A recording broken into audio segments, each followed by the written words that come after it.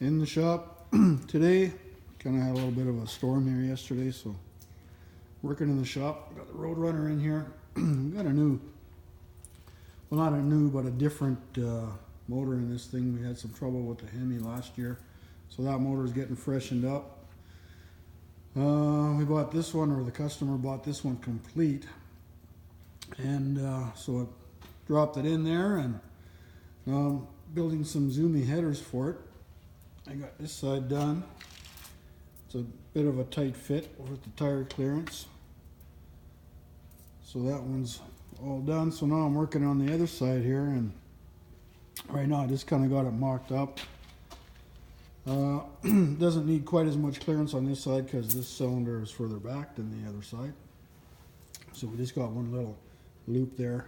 So when you turn the wheel, tires don't hit the pipe. But just got to finish welding that up. I got the jig here that came with the header kit from Tech Headers. Sent me this billet. It's like a chill plate. You bolt the header on there, and then you can weld up all the tubing and everything with the flange being nice and straight. There's the blower for the other motor, blower and the intake. The motor that he just bought came with a mag, but that mag, because of this drive system here, it didn't fit on his motor plate. You can see here the motor plate would be in the way for that, so I used his old mag, which was brand new anyway. But so that's what I got going on these days. I'll take this off. I got all the tubes marked, so I want to cut them all off here. I just got them tacked, and then weld the tubes up because I can't get at, inside there with the tubes all welded to the flange. So I got to take the tubes off, weld them up, and then put them back on the flange, and then I can finish welding on the flange. And then I got to trim these off here, get them all nice and straight and even. So that's very time consuming, building all that. It doesn't look complicated, but it is. And we got the rear end housing had a cracked tube on it, so I sent that out. I can't build them here because I don't have a jig for it. So I sent the rear housing out to get duplicated. The guy's going to build me one just like it, all chromoly. And the car's got brand new air chutes. The old chutes, well, they're all jumbled up there on the floor, but the springs were so weak that you could pull the chute out and the chute didn't even pop out. So now I put air chutes in it, and it's just got a simple little trigger. You just got to arm the chute here, goes down to the CO2. So we just arm it, and then that's all he has to do is pull the lever and pull the chute. And last year I installed an air shifter, automatic shifter from ACD.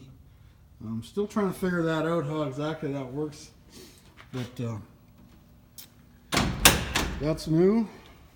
So this car is going to go in the 6s for sure this year. The guy that he bought this motor from is going to help us tune it. He actually races A Fuel, which is nitro dragster, and then he had this motor in his other dragster. And he's very knowledgeable. He's going to help us tune this thing. So looking forward to that. I got a few. I got a flow meter that's going to go into the fuel system that we can data log how much fuel is going into the motor. Ordered a few sensors for fuel pressure and the oil pressure. Right now we just have the gauge in there, but we want to be able to monitor that too on the race pack. So I got those things. Actually, it's in the box there. I haven't even opened it yet. All that stuff is in here. So have a look at that once I get the headers built. So, and yeah, these are the old headers here. It's going to sound way different with the zoomies on it. I think a blower motor should have zoomies.